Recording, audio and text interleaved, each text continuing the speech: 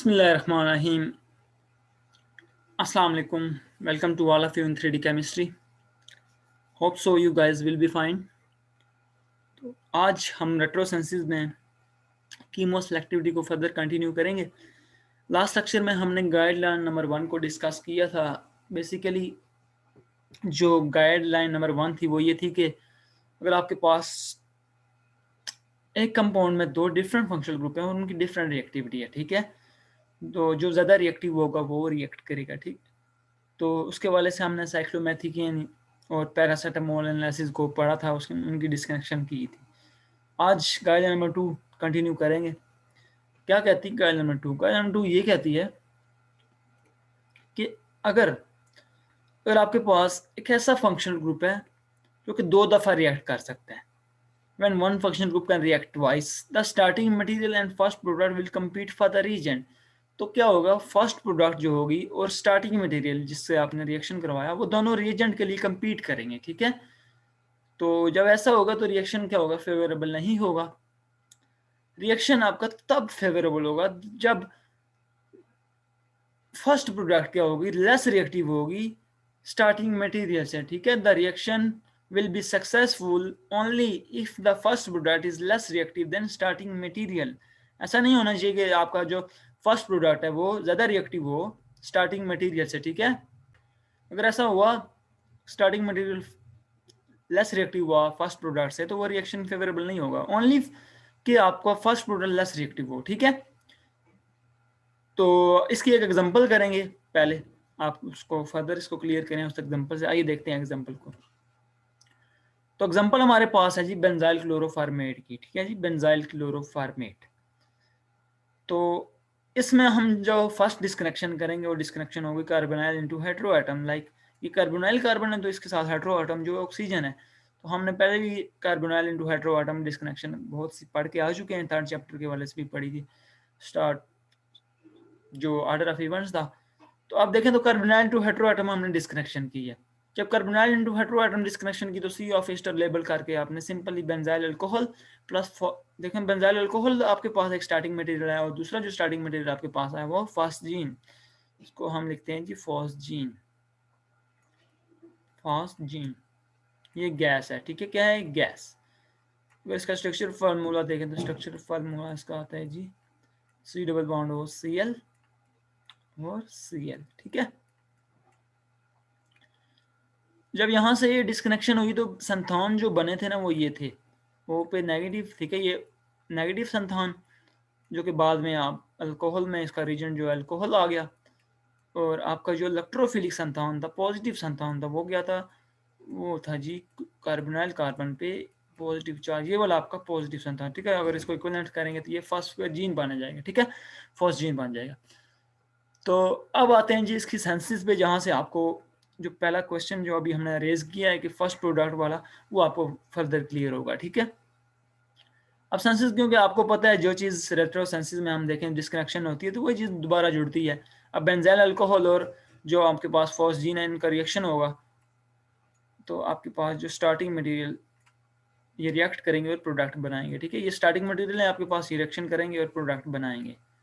तो जब देखें यहाँ कार्बोनाइल कार्बन इलेक्ट्रोफिलिक है और ये ऑक्सीजन अल्कोहल का एज न्यूक्लियोफाइल एक्ट करेगा तो ये इसके ऊपर अटैक कर देगा, ठीक है, और यहाँ से ये पाई बॉन्ड ब्रेक होके ऑक्सीजन पे नेगेटिव चार्ज आएगा, ठीक है। अब ये दोबारा जब शिफ्ट होगा ना तो यहाँ से Cl लीव कर जाएगा।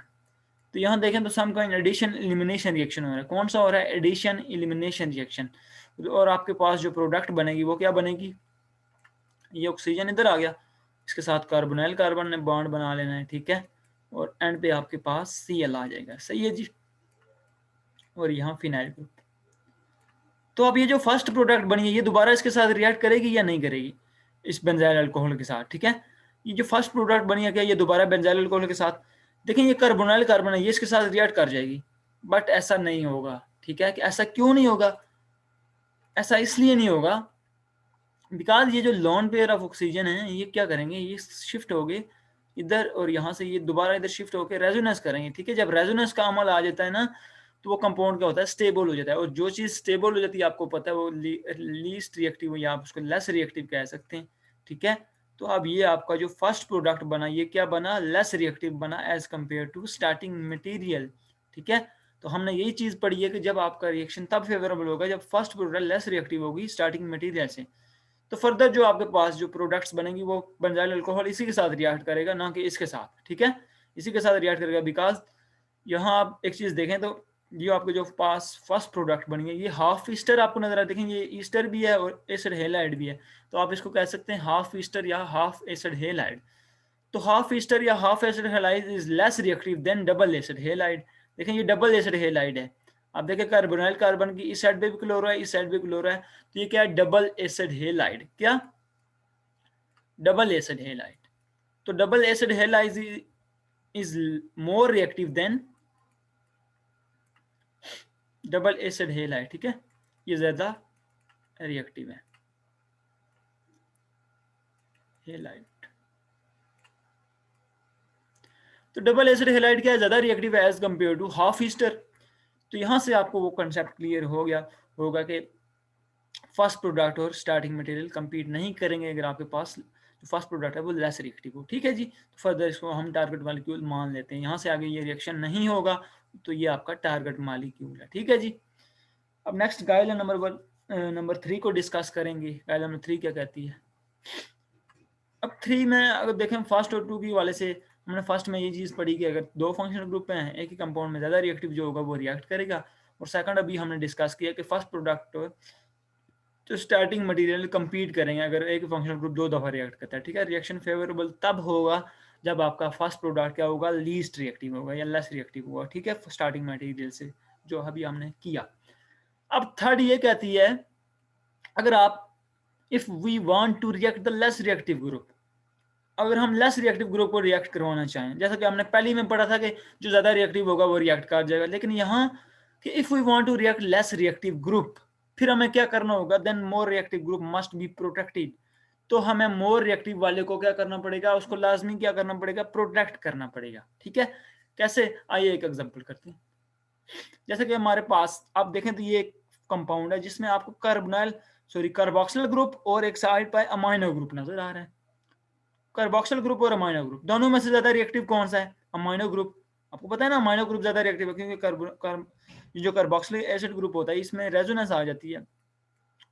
तो अब ये ज्यादा रिएक्टिव है, तो हमने क्या पढ़ा, हमने ये पढ़ा जो ज्यादा रिएक्टिव होगा उसको आपने प्रोटेक्ट करना होगा अगर आप इसको रिएक्शन करवाना चाहते हैं लेस रिएक्टिव वाले को। ठीक है, ये लेस रिएक्टिव है, हम इसको लेस रिएक्टिव लिख देते हैं और इसको मोर रिएक्टिव लिख देते हैं। ठीक है, ये मोर रिएक्टिव है, मोर आर। ठीक है, रिएक्टिव, मोर रिएक्टिव, और वो ऊपर वाला लेस रिएक्टिव है। ठीक है, तो अब ये लेस है तो इसका मतलब है इसने रिएक्शन करना है, इसको हमने प्रोटेक्ट करवाना है। ठीक है, तो आपने क्या करना है, सिंपल सी इसका रिएक्शन करवा दें इस कंपाउंड के साथ जो कि बेंजाइल ऑक्सी कार्बोनाइल क्लोराइड है। ठीक है, इसके साथ जब आप रिएक्शन करवाएंगे तो होगा क्या, एक एच इसका निकला और यहाँ से Cl निकला, तो सिंपली ये क्या हो गया, ये प्रोटेक्शन होगी इसकी। ठीक है, ये आपने इसको प्रोटेक्ट कर दिया। ठीक है जी, क्या किया, प्रोटेक्ट कर दिया। तो अब ये क्या हो गया, जब प्रोटेक्ट हो गया तो आपके पास सिंपली कार्बोक्सिलिक एसिड बच गया पूरे कंपाउंड में। ठीक है, ये एसिड का सी डबल बॉन्ड OH बच गया ना, अब ये इजीली रिएक्ट कर जाएगा क्योंकि यहाँ इसकी क्या होगी, अमाइनो ग्रुप की प्रोटेक्शन होगी। तो हमारा वही जो गाइड नंबर 3 का क्वेश्चन था वो क्लियर हो गया कि अगर आप लेस रिएक्टिव वाले को रिएक्ट कराना चाहते हैं तो आप इसको प्रोटेक्ट करेंगे मोर रिएक्टिव वाले को। ठीक है, NH2 को हमने प्रोटेक्ट कर दिया। ठीक है, फर्दर मूव करते हैं आगे, हम थोड़ा सा पढ़ेंगे। जैसा कि जो गाइडलाइन नंबर 2 हमने डिस्कस की थी कि अगर फर्स्ट प्रोडक्ट और स्टार्टिंग मटेरियल कंपीट करेंगे तो फिर हमें क्या कुछ करना पड़ेगा उस रिएक्शन को अवॉइड करने के लिए, उस रिएक्शन को फेवरेबल बनाने के लिए हमें क्या कुछ पढ़ना पड़ेगा। ठीक है, क्या कुछ करना पड़ेगा उस रिएक्शन के लिए। तो आइए पहले ये चीज पढ़ लेते हैं। हमारे पास एक थायोल की एग्जांपल है, सिंथेसिस ऑफ थायोल। अगर आप H2S का रिएक्शन बेस के साथ करवाते हैं और फिर फर्दर बेस अल्काइल हैलाइड के साथ रिएक्शन करवाती है तो सिंथेसिस डायरेक्ट सिंथेसिस आप थायोल की करते हैं।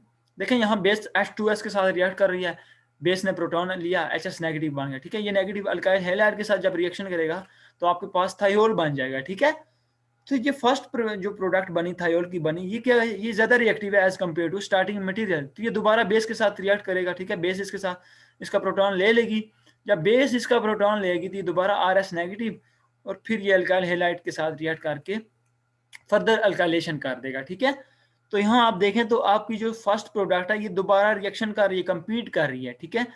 तो अब इस चीज़ को अवॉइड करने के लिए हमें क्या कुछ करना पड़ेगा, इसको अवॉइड करने के लिए हमें कुछ प्रोटेक्शन करनी पड़ेगी। क्या करनी पड़ेगी, हमें प्रोटेक्शन करनी पड़ेगी, प्रोटेक्टिव ग्रुप यूज करने पड़ेंगे। जैसा कि हम इस रिएक्शन को फेवरेबल बनाते हैं, ठीक है। ये सिंथेसिस ऑफ थायोल है, लेकिन ये फेवरेबल मेथड नहीं है, बिकॉज यहाँ जो फर्स्ट प्रोडक्ट बनती है दोबारा रिएक्शन कर जाती है।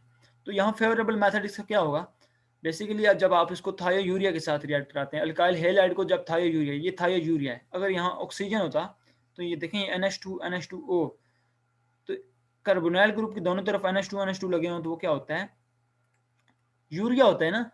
तो यहाँ सल्फर लगा हुआ, इसका मतलब है थायोयूरिया, ठीक है। जब थायोयूरिया का अल्काइल हेलाइड के साथ रिएक्शन करवाएंगे तो ये सल्फर के लोन पेयर इस R को पिक कर लेंगे और यहाँ आपके पास S पॉजिटिव R आ जाएगा, ठीक है। अब ये क्या है, ये लेस रिएक्टिव है, ये फर्स्ट प्रोडक्ट जो है क्या है, लेस रिएक्टिव है। देखें थायोयूरेनियम साल्ट बन गया, ये क्या है, लेस रिएक्टिव है एज कम्पेयर टू आपका स्टार्टिंग मटेरियल से, ठीक है। तो जब ये लेस रिएक्टिव होगी इसका मतलब आपका रिएक्शन फेवरेबल है। आप सिंपल इसकी हाइड्रोलिसिस करवाएंगे तो आपको यूरिया मिल जाएगा और थायोल मिल जाएगा, ठीक है। तो थायोल की सिंथेसिस के लिए जो फेवरेबल रिएक्शन है वो क्या है, बाय यूजिंग थायोयूरिया, ठीक है। थायोल की फेवरेबल सिंथेसिस आप कैसे कर सकते हैं, थायोयूरिया को यूज करके, ना कि आप H2S यूज करेंगे, अल्काइल हैलाइड के साथ रिएक्शन करवाएंगे तो फर्दर अल्काइलेशन हो जाएगी, ठीक है। तो ये फेवरेबल। आइए इसको अप्लाई करते हैं एक गाइडलाइन पे, जो गाइडलाइन नंबर 3 की एनालिसिस है हमारे पास, उस पे अप्लाई करते हैं, ठीक है। ये एनालिसिस नंबर 1 है गाइडलाइन नंबर 3 की, ठीक है। केप्टोडाइअमीन, केप्टोडाइअमीन एनालिसिस, ठीक है, इसको हम पढ़ते हैं। अब बेसिकली होगा क्या, इसमें डिस्कनेक्शन के हवाले से बात करें तो सबसे पहले जो आपके पास डिस्कनेक्शन होगी वो sulphur into carbon bond break होगा, ठीक है। तो जब ये बॉन्ड ब्रेक होगा तो CSF सल्फाइड, तो देखें जब यहाँ से डिस्कनेक्शन हुई तो आपके पास जो फर्स्ट स्टार्टिंग मटेरियल आया वो कौन सा, ये वाला, ठीक है। तो ये देखें SH, और इसके साथ ये पूरा अगर आप इसको R मान लें, ये क्या है, R मान लें, तो ये RSH आपको शो होगा, ठीक है। RSH लाइक ये क्या है, थायोल शो हो रहा है, ठीक है। ये क्या है, थायोल है, और प्लस आपके पास ये एक अल्काइल हैलाइड ग्रुप है, ठीक है। फर्दर इसकी डिस्कनेक्शन करेंगे आगे नेक्स्ट। अब देखें तो ये R एज इट इज, अभी हमने जो R और ये SH, ठीक है। तो RSH डिस्कनेक्शन कैसे होगी फर्दर, आपको पता है जो थायोल कैसे प्रिपेयर हुआ, जो मोस्ट प्रोबेबल प्रिपेयर, अभी हमने इसको पढ़ा। तो थायोल के सिंथेसिस के लिए जो प्रोबेबल मेथड हमने पढ़ा वो है थायोयूरिया मेथड से, ठीक है। थायोयूरिया मेथड से तो जब आप इसकी डिस्कनेक्शन करेंगे, जब यहाँ से ये इसकी फर्दर डिस्कनेक्शन होगी तो CSF थायोयूरिया आपने मेंशन करना है। क्यों, क्योंकि थायोयूरिया से जो थायोल प्रिपेयर होता है उसमें further alkylation, mixture of product नहीं प्रिपेयर होता, ठीक है। H2S यूज करेंगे तो क्या होगा, मिक्सचर ऑफ प्रोडक्ट बनेगा। तो सिंपल आपने यहाँ से डिस्कनेक्शन की तो आपके पास अल्काइल हैलाइड आ गया, ठीक है, Cl, और यहाँ से ये चीज लीव होगी, ठीक है। ये जब ब्रेक हुआ तो यहाँ क्या बना, देखें ये इस तरह बन गया, संतान जो बने थे ना ऐसे बने थे, जैसा कि NH2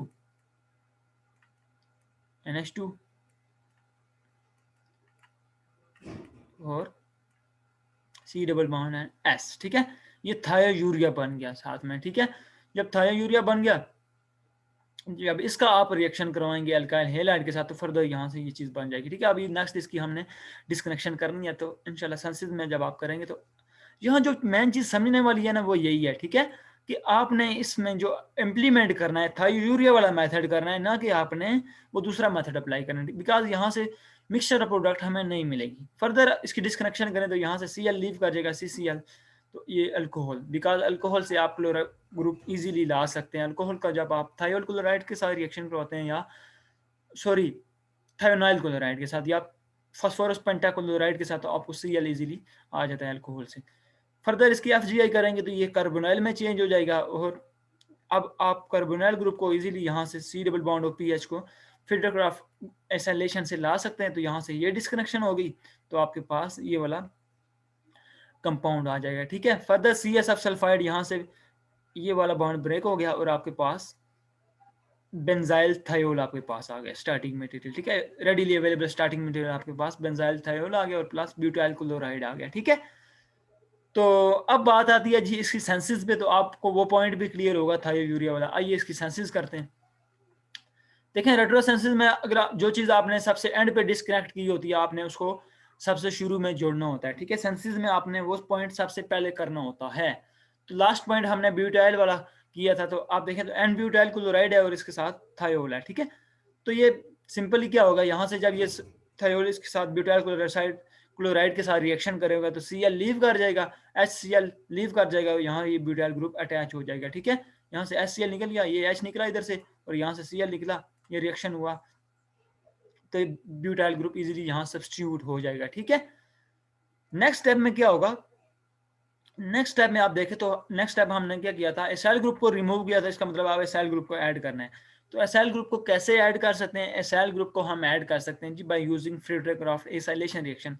तो बेसिकली ये जो ब्यूटाइल सल्फाइड ग्रुप है, ये ब्यूटाइल सल्फाइड ग्रुप जो है ये आर्थो पैरा डायरेक्टिंग है, तो यहाँ इजीली डायरेक्ट करेगा। तो यहाँ से सिंपली क्या होगा, जब एसाइलेशन होगी फ्रीड्रिख-क्राफ्ट तो ये इधर आ जाएगा, तो आपके पास ये प्रोडक्ट मिल जाएगी, ठीक है। उससे नेक्स्ट स्टेप में जाएं तो आपके पास ये चीज़ अल्कोहल से आई थी, तो इसको अल्कोहल में कन्वर्ट करने के लिए हमें रिडक्शन करनी पड़ेगी। तो सिंपली आप NH2 ग्रुप NaBH4 यूज़ करेंगे तो ये अल्कोहल में कन्वर्ट हो जाएगा, ठीक है। लाइक ये OH में चेंज हो जाएगा, ठीक है। यहाँ अल्कोहल ग्रुप आ गया। अब अल्कोहल को हमने नेक्स्ट किससे लाया था, क्लोरो ग्रुप को हमने मतलब किया था, रिएक्शन किया था, तो सॉरी डिस्कनेक्शन की थी क्लोरो की, तो आपने इसको अल्कोहल में चेंज कर दिया, ठीक है। तो अब SOCl2 के साथ अल्कोहल का जब आप रिएक्शन करवाएंगे थाइनोल क्लोराइड के साथ, तो ये सिंपली इसको क्लोरो ग्रुप में चेंज कर देगा अल्कोहल वाले को, ठीक है। तो यहाँ Cl ग्रुप आ गया, ठीक है जी। अब बात आती है नेक्स्ट इसको हमने कन्वर्ट करना है, इसमें थायोल में कन्वर्ट करना है। तो एक आता है जी थायोयूरिया मेथड और दूसरा कौन सा आता है, दूसरा मेथड आता है जो आपने H2S वाला यूज किया था। तो आपने कौन सा यूज करना है, थायोयूरिया वाला मेथड यूज करना है। तो सिंपली इसका रिएक्शन किसके साथ करवाएंगे, देखें हम इस क्लोरो ग्रुप का रिएक्शन करवाएंगे थायोयूरिया से, NH2 नीचे भी NH2 और साथ में इसके क्या होगा जी, सल्फर, ठीक है। जब ये इसके साथ रिएक्शन करेगा तो इसके साथ क्या आ जाएगा, ये क्लोरो ग्रुप निकल जाएगा और फर्दर इसमें क्या हो जाएगा, यहाँ आपका ये पूरा ग्रुप आ जाएगा, ठीक है। जैसा कि ये PH इधर आ गया फिनाइल ग्रुप और बाकी पूरा ग्रुप इसके साथ का कौन सा आ जाएगा, आप देखें तो इसके साथ ये पूरा ये बेंजीन वाला आ जाएगा, ठीक है, फिनाइल ग्रुप। और यहाँ तीसरे पॉइंट पे आपके पास ब्यूटाइल सल्फाइड आएगा, सॉरी चौथे पॉइंट पे आप इसको दिखा सकते हैं, जस्ट समझने के लिए आप इसको करें, ठीक है। ये 1-4 पोजीशन है तो आप इसको यहाँ कनेक्ट कर लें। सो लाइक आपके पास ये इधर कनेक्ट है। तो अब क्या होगा, जब आपने अब वही सेंसिस पढ़ी थी थायोयूरिया की, अब नेक्स्ट आप इसकी सिंपल हाइड्रोलिसिस कराएंगे तो क्या होगा, आपके पास सिंपली यहाँ क्या बन जाएगा, सिंपली आपके पास यहाँ यूरिया बन जाएगा और ये चीज आपके पास ये वाला ग्रुप आ जाएगा, ठीक है। ये यूरिया बन जाएगा जब आप इसकी हाइड्रोलिसिस कराएंगे, जब हाइड्रोलिसिस होगी इस पूरे कंपाउंड की तो ये यूरिया बन जाएगा और आपके पास यहाँ आपका थायोल बन जाएगा, ठीक है। बन गया ना, कोई इसमें मसला, बहुत आसान है, ठीक है। अब लास्ट स्टेप में, अब इसके बाद आपने क्या करना है, सिंपली आपने इस ग्रुप के साथ इसका रिएक्शन करवाना है और इसको ऐड करना है। देखें क्या होगा, यहाँ से H निकलेगा, यहाँ से Cl निकलेगा, तो ये रिएक्शन होगा, सब्स्टिट्यूशन रिएक्शन है। इजीली बेस जब क्या करेगा, प्रोटॉन को एब्स्ट्रैक्ट कर लेगी और सल्फर पे क्या आ जाएगा, नेगेटिव चार्ज। जब सल्फर पे नेगेटिव आएगा तो ये इस पे अटैक करके कार्बन पे, ऐसे हम इसको थोड़ा सा क्लियर करके लिख लेते हैं। अब देखें हो गया क्या, बेस ने क्या किया, प्रोटॉन को ले लिया और इस पे नेगेटिव चार्ज आ गया, बेस प्रोटॉन को ले ली, ठीक है। तो ये इस पे अटैक करेगा इस कार्बन पे और यहाँ से Cl ग्रुप क्या करेगा, लीव कर जाएगा, तो ये आपस में टारगेट मॉलिक्यूल बना देंगे, ठीक है। तो यहाँ इस एनालिसिस में कैप्टोडाइअमीन में बेसिकली जो समझने वाली चीज़ थी वो हमने डिस्कस ये की कि जो आपका थायोयूरिया है वो किस मेथड से आएगा, बिकॉज आपने इसको किस मेथड से लाया, सॉरी थायोल किस मेथड से आएगा, थायोयूरिया मेथड से आएगा, ना कि आप इसको H2S, बिकॉज उसमें क्या होता है मिक्सचर ऑफ प्रोडक्ट बन जाती है। तो ये चीज़ हमने गाइड नंबर 3 में सीखी कि थायोयूरिया मेथड से आपने थायोल को प्रिपेयर करना है, ठीक है। बाकी आपने इजीली, कोई मुश्किल नहीं था। तो आज हम गाइडलाइन नंबर 3 तक ही स्टॉप करते हैं। होप सो आपको समझ आ गई होगी, अपनी तरफ से कोशिश की है कि आपको अच्छे से समझ आए। फिर भी कोई भी क्वेरीज हैं, कोई भी मसला है, कोई भी प्रॉब्लम है तो कमेंट्स करें। इंशाल्लाह कोशिश करेंगे आपकी जो क्वेरीज हैं उनको दूर करें। अपना ख्याल रखिएगा, चैनल को लाइक करें, सब्सक्राइब करें और बेल आइकन को भी प्रेस कर दें ताकि नेक्स्ट वीडियो की अपडेट आपको बर वक्त मिलती रहे। ओके, अल्लाह हाफिज़।